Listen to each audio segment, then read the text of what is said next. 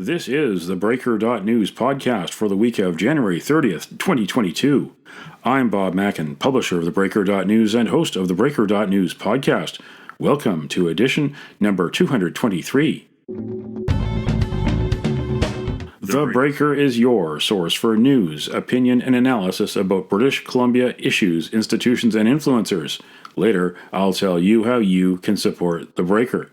On this edition, headlines from the Pacific Rim and the Pacific Northwest, the Is It Just Me commentary, I award a virtual Nanaimo bar to a difference maker, and the Big Deal feature. The Beijing 2022 Winter Olympics are coming February 4th. Spotlight on human rights abuse, surveillance, and the coronavirus. Joining me is guest Jules Bouziak, politics and government professor from Pacific University in Portland and author of No Olympians, Inside the Fight Against Capitalist Mega Sports in Los Angeles, Tokyo, and Beyond. But first, is it just me?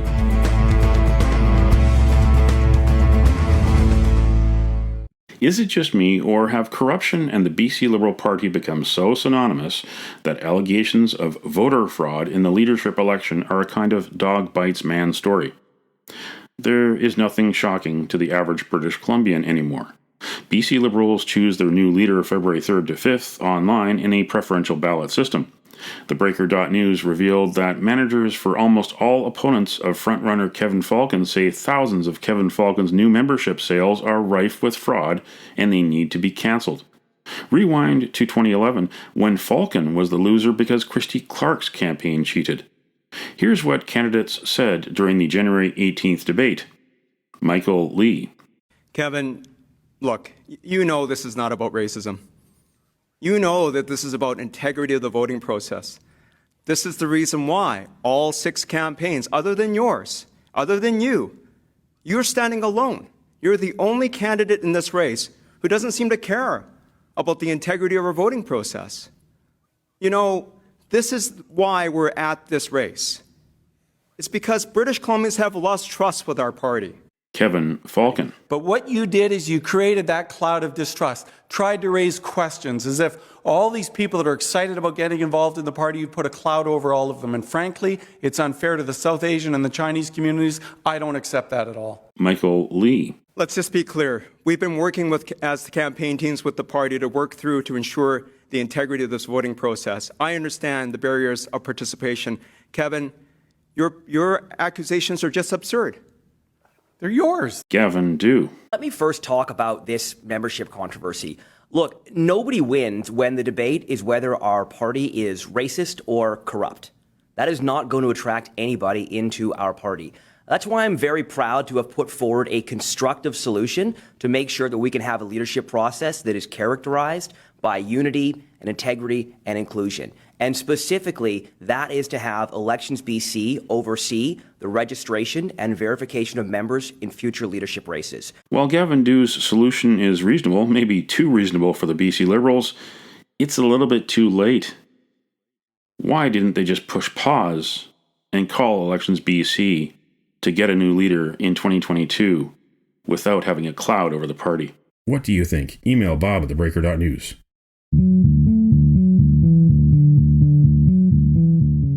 This is the Big Deal feature on the TheBreaker.news podcast.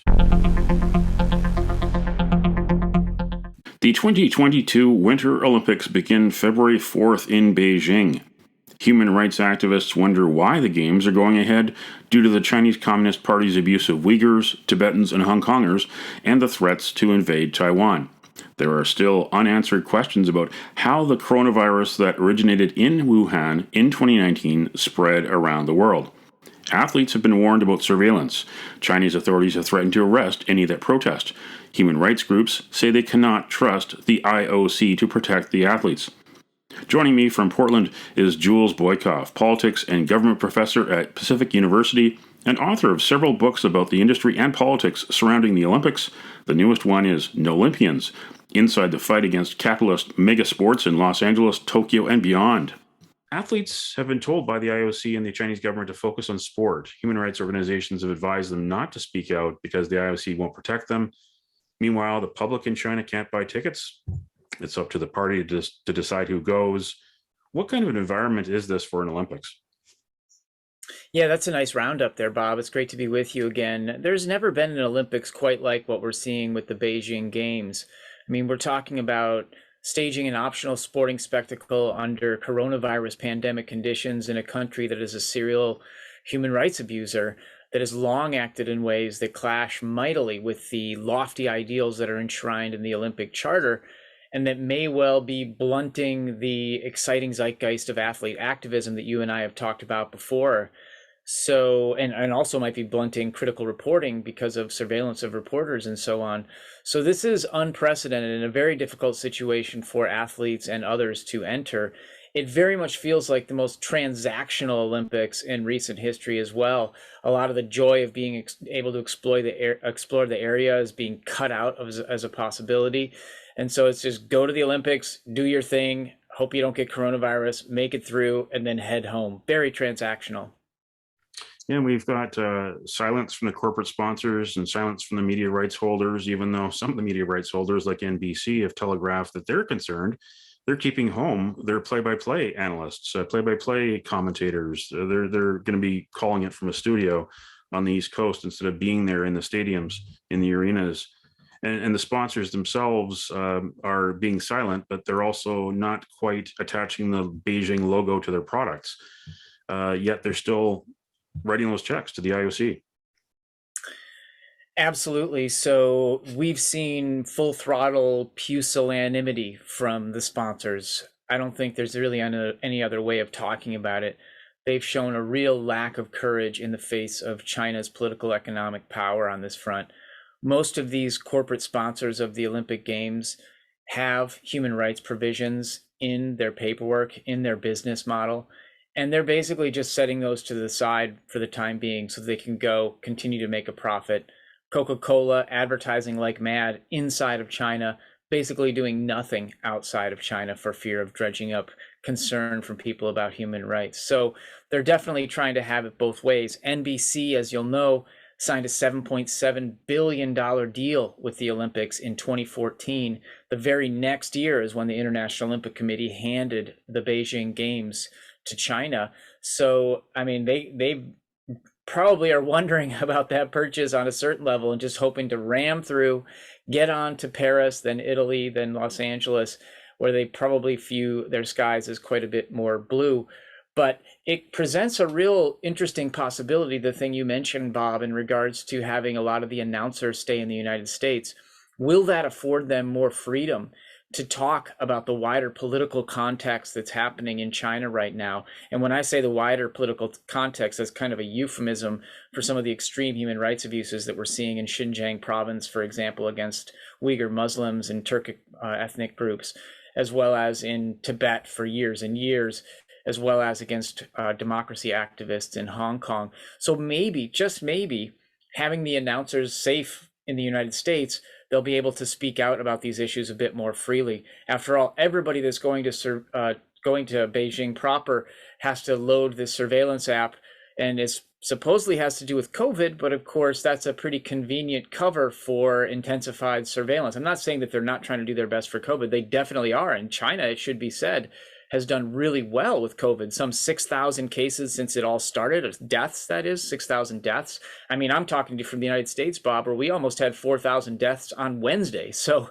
that's kind of a marvel, and that's because of their zero COVID policy. And that could serve the Olympics well, but it can also double as a surveillance tool to monitor athletes, to monitor journalists, and that's definitely something to be concerned about. Guests for the opening ceremony include Russia's authoritarian leader, Vladimir Putin, as well as the heads of the United Nations and the World Health Organization. China has not cooperated with investigators trying to trace the origin of the coronavirus. The Chinese Communist Party is using these games for propaganda inside and outside China. China has become a high-tech surveillance state. Its artificial intelligence and biomedical companies hope to expand worldwide. Could the 3,000 athletes from around the world be guinea pigs for China's corporate ambitions? Yeah, all fair points going into it. And that's not even to talk about the greenwashing elements that are taking place there as well. So there's political, there's social, there's health issues. And then, of course, there's a lot of rumors going around right now that the opening ceremony for the Beijing Games will be featuring how green these Olympics supposedly are, when in reality, they basically carved out a forest, a ski run into a forest there. They're using 49 million gallons plus of water in a water parched area to make fake snow for the event. Fake snow has all sorts of knock-on problems in terms of erosion and whatnot. And yet, if rumors are correct, the opening ceremony may well feature a segment on how green the Olympics are. Now, I would just point out this is definitely an Olympic problem that is being imported into Beijing. By that, I mean the Olympics have long had an issue with greenwashing, going back to, I mean, way before even Vancouver. But I mean, you think about the 2010 Winter Olympics in Vancouver, I view that as a shining example of greenwashing. I mean, the Sea to Sky Highway rammed through an environmentally sensitive area where you had numerous species that were sensitive to those kind of changes. I don't know how you can call that really a sustainable practice in any kind of way. So that's kind of an Olympic problem that we're seeing in Beijing, but oddly enough, we might see it glorified in a certain respect, or at least skimmed over and made into something it's not in the opening ceremony, something for us all to keep an eye on. In January 2015, I visited Beijing, Zhangjiakou, and Yancheng to research China's Winter Olympics bid.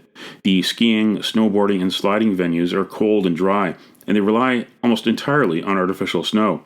What does this mean for future Olympics? We're going to have this Olympics, which is going to have very few spectators except handpicked by the Chinese Communist Party to be at venues. This has really turned into just a big, large TV spectacle for TV advertising, for the sponsors. What does this bode for future Olympics, to displace so many people, to build so much infrastructure, and yet not have an event that can be shared by people on the ground? This is changing the business model for the Olympics in a different way that people didn't foresee.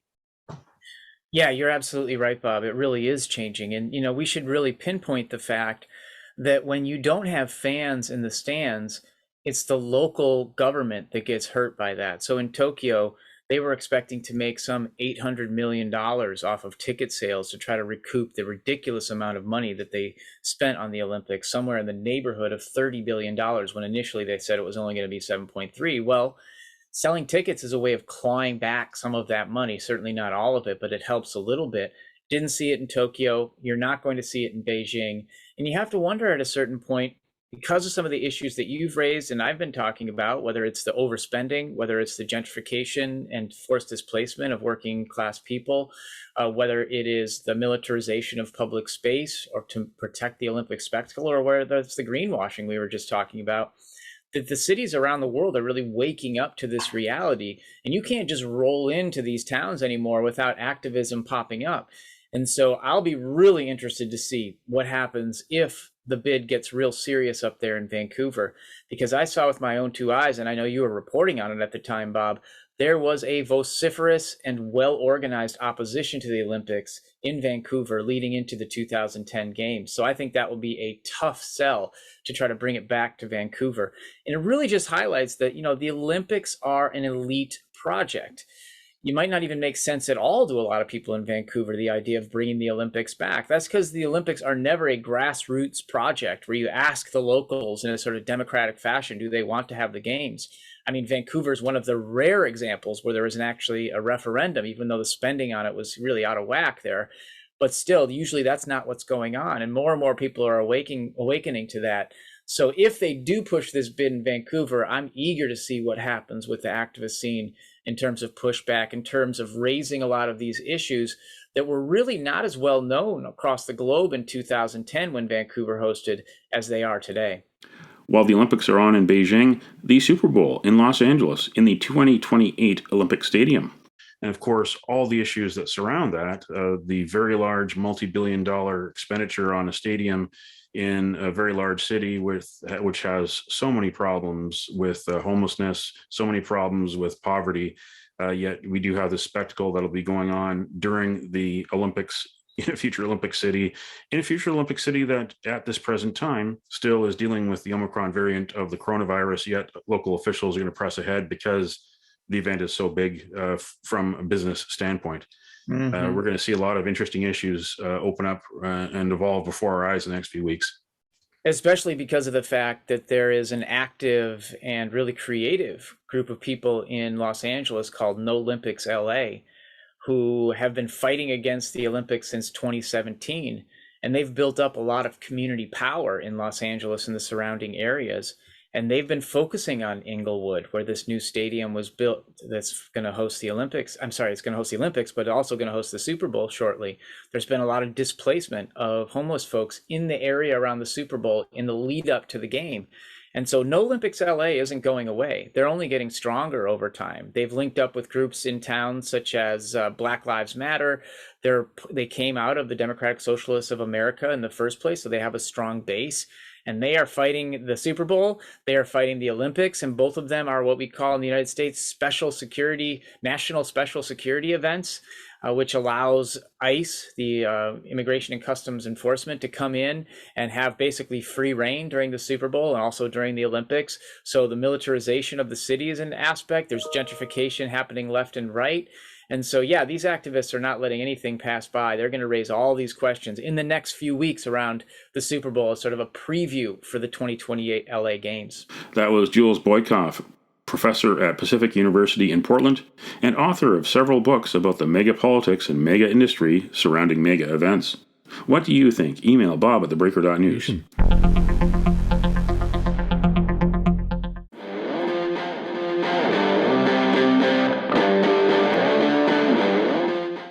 Time on the Breaker.news podcast for Around the Rim. We look at news headlines around the Pacific Rim. In Mainichi news, British PM Johnson eyeing visit to Japan in mid-February. British Prime Minister Boris Johnson plans to visit Japan in mid-February for talks with Prime Minister Fumio Kishida. The two leaders are likely to discuss security cooperation in the Indo-Pacific to counter China's aggression. It would be Johnson's first trip to Japan as PM, though he faces calls for his resignation for hosting parties during pandemic lockdowns. In the Taiwan news, Taiwan's Winter Olympic team will not attend ceremonies in Beijing. Taiwan announced it will also not be sending officials to join the ceremonies. The decision comes as several countries, including the US, Australia, Canada, and UK, stage a diplomatic boycott of the event to protest ongoing human rights violations within China. A spokesperson from China's Taiwan Affairs Office caused a stir when she called the Taiwanese team Zhangguo Taipei, or Taipei China, instead of the usual Changhua Taipei, or Chinese Taipei. The inaccurate implication here is that Taiwan is part of China instead of a sovereign nation. In Hong Kong Free Press, which world leaders are attending China's Winter Olympics despite US-led boycott? Presidents of Russia, Egypt, Pakistan, Poland, Serbia, and Argentina, Saudi Arabia's Crown Prince, the Prime Minister of Mongolia, the Speaker of South Korea, the King of Cambodia, and the heads of the United Nations and the World Health Organization. They'll all be at the February 4th opening ceremony in the Bird's Nest. United States, Britain, Canada, Australia, and Denmark are not sending politicians or diplomats. That's Around the Rim on this edition of the Breaker.news podcast.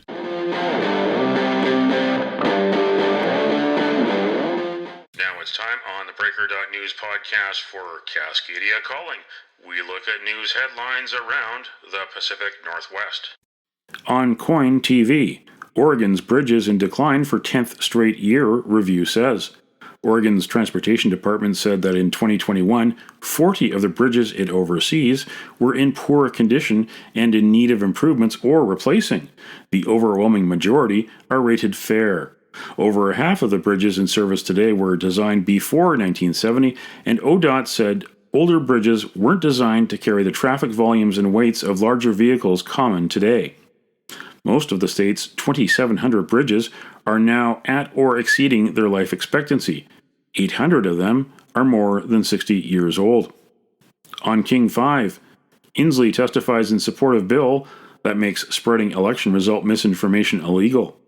Governor Jay Inslee told senators during the online hearing, quote, "We cannot afford and we should not have to endure another insurrection like January 6, 2021.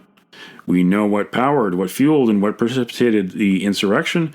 It was these lies that politicians must be held accountable for." End quote. The Washington State Supreme Court struck down a similar law, barring candidates from making false statements about opponents in a 5-4 decision in 2007. The state's highest court ruled it violated the First Amendment. On Check News, municipalities' limited inability to address BC doctor shortage. The ministry says municipalities can grant an exemption to the municipal portion of property tax if it is to encourage economic, social, or environmental revitalization in the municipality. In 2019, 2/3 of people living in Island Health were attached to a general practitioner, according to BC Community Health Service area health profiles. But the area within Island Health with the lowest percentage of people attached to a general practitioner was downtown Victoria and Vic West, where only 53% of the population had a general practitioner. The biggest sports superstar in Cascadia, Seahawks quarterback Russell Wilson, is coming to Vancouver on April 26th. Get in the huddle at the Independent Contractors and Businesses Association annual banquet. For information and tickets, go to icba.ca or call toll-free 1-800-663-2865. And it don't matter what color you are, 'cause love will conquer hate, so you won't stand alone, you won't stand alone.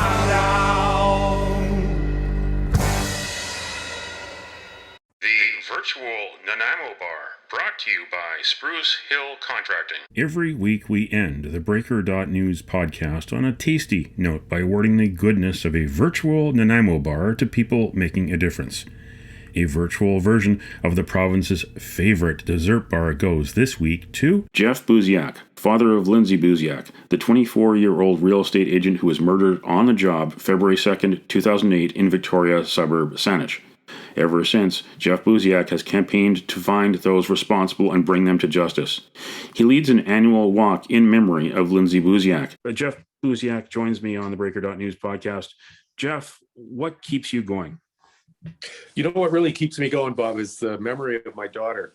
And I want her legacy to be one of safety for women. I've accepted Lindsay's gone. She's not coming back. I won't get to experience her anymore. But what I want to make sure is the message out there is don't mess with women. If you mess with a woman, you are going to pay for that. You are going to suffer the consequences of the laws of our country. Right now, it's 14 years and that message isn't out there. So I march every year for Lindsay, for your women in your family, for your wives, your daughters, your aunts, your cousins, your sisters, so that it's a safer place for them, so that the message out there is don't touch them or you're going to go to jail. So we need that change fast. We need it fast. We need arrests now, not another 14 years from now. Police need to be held accountable. The mayor needs to be accountable, who's head of the police board. I know outgoing Mayor Fred Haynes in Saanich has no interest in Lindsay's unsolved murder at all. He's more interested in putting plug-ins for electric cars in than solving a murder and making Saanich a safer place for women. And Jeff, secondly, what happens on February 2nd? What will the march be like? How long will it be? And how do people join? Well, the march, or the walk, I call it, starts at Saanich Municipal Hall at 10 a.m. We walk from Saanich Municipal Hall, it's under 5 Ks, to the legislature, where I will be holding an official press conference. So I ask everybody to attend. If you can't walk for whatever reason, or you just want to be there, come to either Saanich Municipal Hall at 10 a.m. or be at the legislature at the end of the walk, which probably takes us somewhere in the neighborhood of 2 to 3 hours. Depends how many people show up, depends how slow we have to go. But that's what it is. That's what I've done. This is the 12th year I've done this now in the 14 years since Lindsay was murdered.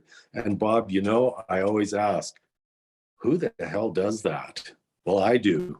And why do I have to do it? Because authorities are failing us. They're not doing their job. So we march, we walk. 12 years, I'll do it another 12 if I have to. But I have other things in store. Every year, Bob, I step it up. I ask authorities to step it up.